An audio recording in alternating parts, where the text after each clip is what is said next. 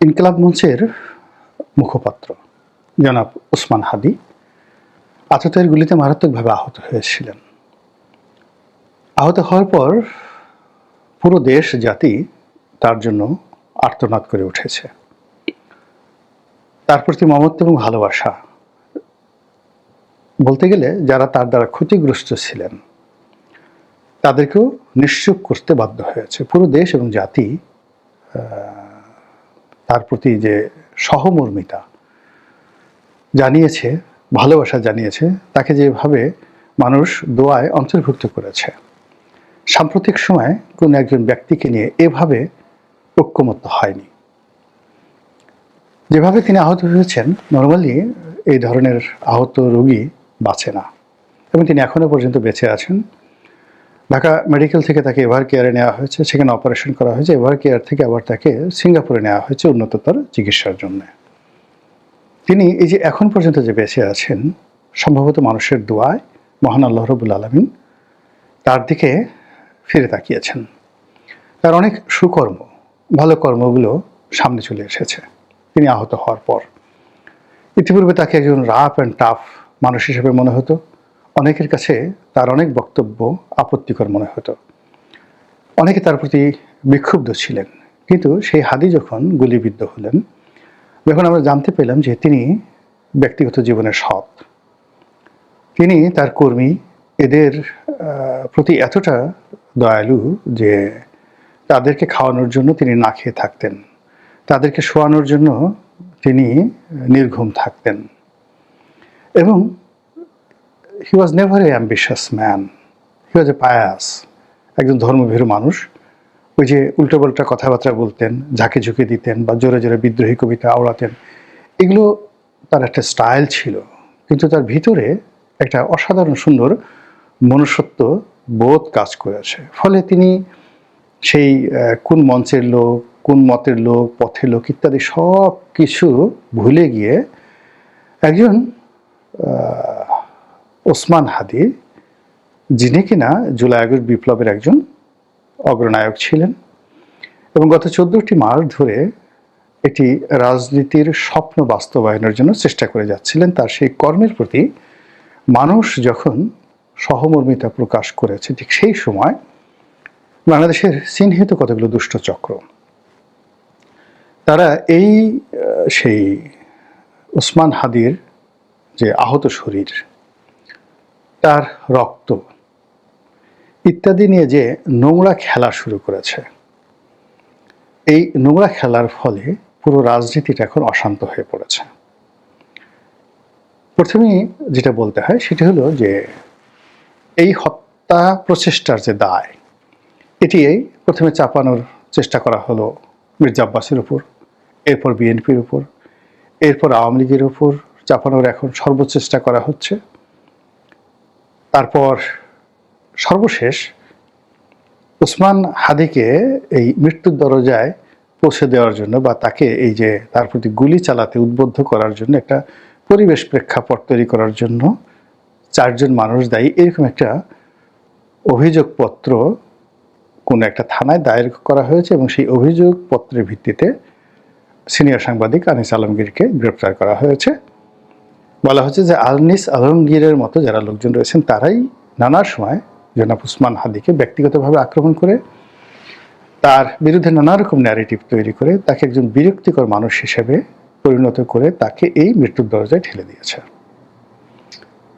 আমি ব্যক্তিগতভাবে জনাব ওসমান হাদীকে নিয়ে উনি আহত হওয়ার আগ পর্যন্ত কখনো একটা টু শব্দ উচ্চারণ করিনি এবং তার ব্যাপারে আমার কোনো আগ্রহই ছিল না কখনো। আমি আমার মতো করে কাজকর্ম করেছি, কিন্তু যখন তিনি আহত হলেন তখন আমি তার সম্পর্কে যে সকল ভিডিও দেখলাম, কথাবার্তা বললাম, এই আগে যেটা হলো যে অন্য সব মানুষের মতো আমিও তার প্রতি সমব্যথী হয়ে গেলাম। কিন্তু যারা এই ওসমান হাদীর এই আহত হওয়াকে কেন্দ্র করে লাইমলাইটে আসার চেষ্টা করছেন, সরকারকে বিব্রত করার চেষ্টা করছেন, তারপরে অপরাধীদের যারা এই কাজ করেছে তাদেরকে চিহ্নিত করার নামে নানা রকম নাটক তৈরি করছেন, গল্প তৈরি করছেন, রাজপথ উত্তপ্ত করার চেষ্টা করছেন, রাজনীতির যারা প্রতিপক্ষ তাদেরকে নানাভাবে হেনস্থা করার চেষ্টা করছেন, খিস্তি খেয়েও করছেন, প্রথমত আমি তাদের সবার বিরুদ্ধে নিন্দাবাদ জ্ঞাপন করছি। দ্বিতীয়ত, এই সকল মানুষ যারা রক্তের উপর নিজেদের লোভের প্রাসাদ নির্মাণ করে, অন্যের জীবনকে পুঁজি করে যারা ক্ষমতার লোভ করে,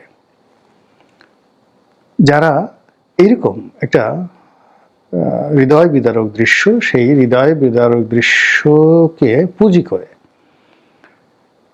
তারা ফায়দা হাসিলের ধান্দা করে, এই সমস্ত মানুষ সরাসরি আল্লাহর গজবের দ্বারা আক্রান্ত হয়ে থাকেন। আমরা অতীতে আমাদের মহান মুক্তিযুদ্ধের সময় দেখেছি, আমাদের স্বৈরাচারের বিরুদ্ধে আন্দোলনের সময় দেখেছি, আমরা বিভিন্ন ক্ষমতাধর মানুষের পতন দেখেছি, বহু সম্মানিত মানুষের অসম্মান দেখেছি, বহু ধনী ব্যক্তিকে দেউলিয়া হতে দেখেছি, বহু স্বাস্থ্যবান মানুষকে রোগাক্রান্ত হয়ে, প্যারালাইজড হয়ে, পঙ্গু হয়ে, পচে গলে মরতে দেখেছি। এই জীবনের যে উল্লাস, এই জীবনের যে দাম্ভিকতা, সেটা ক্ষমতার হোক, জীবনের হোক, যৌবনের হোক, তা খুবই ক্ষণস্থায়ী এবং আপেক্ষিক। আমরা প্রায় সবাই, হাতে গোনা দুই একজন, তারা সামনে আসছে না, সবাই ভুলে গেছি যে আজ থেকে 15 মাস আগে 2024 সনের July, August, September, June July মাসে আমরা কেমন ছিলাম। আমরা ভুলে গেছি যে আমাদের ওই সময় অর্থনৈতিক অবস্থা, মানসিক অবস্থা, রাজনৈতিক অবস্থা কেমন ছিল।